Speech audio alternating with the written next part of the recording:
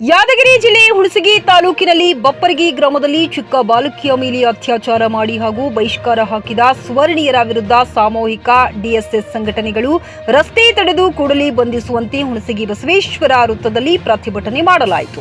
ಈ ಸಂದರ್ಭದಲ್ಲಿ ಸಾಮೂಹಿಕ ದಲಿತ ಸಂಘಟನೆಯ ಎಲ್ಲ ಅಧ್ಯಕ್ಷರು ಹಾಗೂ ಪದಾಧಿಕಾರಿಗಳು ಭಾಗವಹಿಸಿದ್ದರು. ರಸೂಲ್ ಬೆನ್ನೂರ್, ಚಿಕ್ಕಿ ನ್ಯೂಸ್ ಕನ್ನಡ, ಹುಣಸಗಿ.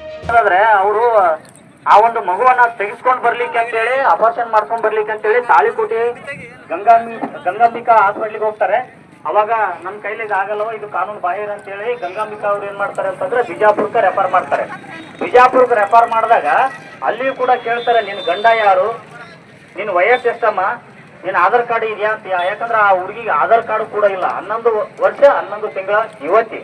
ಅದ್ರ ಜೊತೆಗೆ ಅವ್ರು ಹೇಳ್ತಾರೆ, ಅಲ್ಲಮ್ಮ ಗಂಡ ಇಲ್ಲ ಅಂತೀರಿ, ಅಮ್ಮ ನಿಜವಾಗ್ಲೂ ಹೇಳ್ರಿ ಏನಾಗಿದೆ ಘಟನೆ ಅಂತ ಹೇಳಿದಾಗ ನಿಜವಾಗಿ ನಡೆದಿರ್ತಕ್ಕಂಥ ಘಟನೆ ಹೇಳ್ತಾರೆ. ತದನಂತರ ಅವ್ರು ಏನ್ ಮಾಡ್ತಾರಪ್ಪ ಅನ್ನೋದಾದ್ರೆ ಸೀದಾ ಡೈರೆಕ್ಟ್ ಆಗಿ ನಾರಾಯಣಪುರ PSI ಅವ್ರನ್ನ ಅಲ್ಲಿ ಕರ್ಸ್ಕೊಂತಾರೆ. PSI ಅವ್ರನ್ನ ಕರ್ಸ್ಕೊಂಡಾಗ PSI ಅವ್ರು ಅವ್ನ ಏನ್ ಮಾಡ್ತಾರೆ ಅಂತಂದ್ರ ಈ ಒಂದು ಪ್ರಕರಣನ ದಾಖಲಿಸ್ತಾರೆ. ದಾಖಲಿಸಿದ ನಂತರ ಯುವಕನನ್ನ ಬಂಧಿಸ್ತಾರೆ.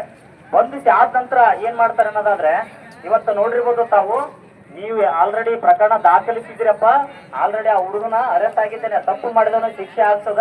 ಅದಕ್ಕೆ ದಯವಿಟ್ಟು ನೀವೇನಂತಂದ್ರೆ ವಾಪಸ್ ನೀವೇನಪ್ಪ ಕೇಸ್ ತಗೊಳ್ರಿ. ಯಾಕಂತಂದ್ರ ಇಲ್ಲಿ ನಮ್ಮ ಸಮುದಾಯ ಬಹಳಷ್ಟು ಬಲಿಯಾಡವಾಗೈತಿ.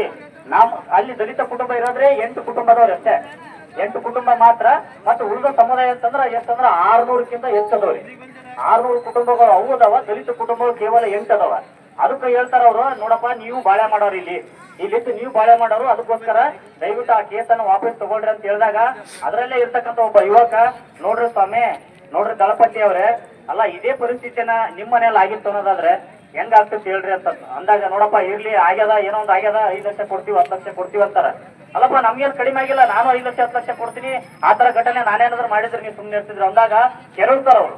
ಸವರ್ಣರು ಕೆರಳಿ ಏನ್ ಮಾಡ್ತಾರಪ್ಪ ಅಂತಂದ್ರ, ಈ ಒಬ್ಬ ನೋಡ್ರಿ ಆಲ್ರೆಡಿ ಅತ್ಯಾಚಾರ ಮಾಡಿದಾರ, ಆಲ್ರೆಡಿ ಆ ಹೊಟ್ಟೆ ಕೂತ್ ಮಗು ಬೆಳೆಯಕತ್ತದ, 5 ತಿಂಗಳು ಐತಿ.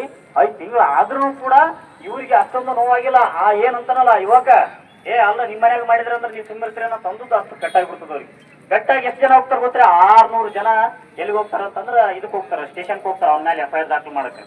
ಅಂದ್ರ ಲೆಕ್ಕ ಹಾಕ್ರಿ ನೀವು, ಆಲ್ರೆಡಿ ಘಟನೆ ಆಗ್ಯದ, ಆದ್ರೂ ಕೂಡ ಇವ್ರಿಗೆ ನೋವಾಗಲ್ಲ. ಜಸ್ಟ್ ಒಂದ್ ಮಾತಾಡಿದಕ್ಕೆ ಅವ್ನಿಗೆ ನೋವಾಗ್ತದ. ನೋವಾಗಿದ ತಕ್ಷಣ ಅವ್ರು ಹೋಗ್ತಾರ. ಹೋದಾಗ PSI ಅವರು ಕೂಡ ಬಹಳಷ್ಟು ಚಂದ ತಿಳಿಸಿ ಹೇಳ್ತಾರ, ಅಲ್ಲಪ್ಪ ಆಲ್ರೆಡಿ ಆ ತರ ಒಂದು ಘಟನೆ ಆಗ್ಯದ, ನೀವು ಅವ್ರಿಗೆ ನೋವಾಗ್ತದ ಅಂತ ಅಂದಾರ ಅವ್ರು. ನೀವೇನ್ ತಲೆ ಕೆಡ್ಸಕ್ ಹೋಗ್ಬೇಡ್ರಿ, ನಾವ್ ನಿಮ್ ಮೇಲೆ ಪ್ರಕರಣ ದಾಖಲೆ ಮಾಡೋದಲ್ಲ, ಹೋಗ್ರಿ ಅಂತ ಕಳಿಸ್ತಾರ. ಕಳಿಸಿದಾಗ ಏನ್ ಮಾಡ್ತಾರ, ಹಿಂಗಾದ್ರೆ ಇವ್ರು ಬಗ್ಗಲ್ಲ, ನಾವ್ ಹೆಂಗ್ ಮಾಡ್ಬೇಕಂದ್ರೆ ಇವ್ರು ಸಾಮಾಜಿಕವಾಗಿ ಬಹಿಷ್ಕಾರ ಹಾಕ್ಬೇಕಂತೇಳಿ ಹೋಟೆಲ್, ಅಂಗಡಿ ಮುಂಗಟ್ಟುಗಳು, ಕಿರಾಣಿ ಶಾಪು, ಬೇರೆ ಎಲ್ಲಾ ಕಡೆ ಏನಪ್ಪ ಬಹಿಷ್ಕಾರ ಹಾಕ್ಬಿಡ್ತಾರ.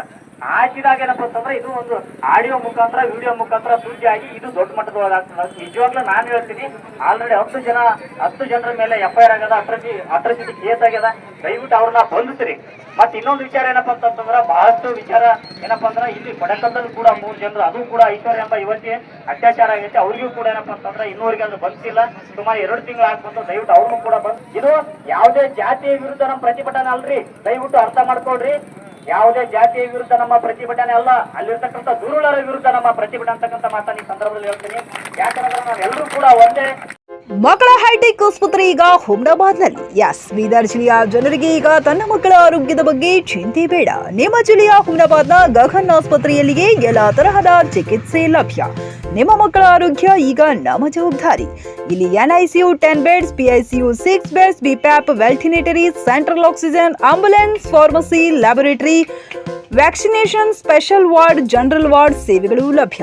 ಹಾಗಾದ್ರೆ ಹಿಂದೆ ಭೇಟಿ ನೀಡಿ ಗಗನ್ ಆಸ್ಪತ್ರೆ, ಪೊಲೀಸ್ ಠಾಣೆ ಹಿಂದುಗಡೆ, ಹುಮ್ನಾಬಾದ್. ಹೆಚ್ಚಿನ ಮಾಹಿತಿಗಾಗಿ ಸಂಪರ್ಕಿಸಿ 9620618472 ಅಥವಾ 8884666532.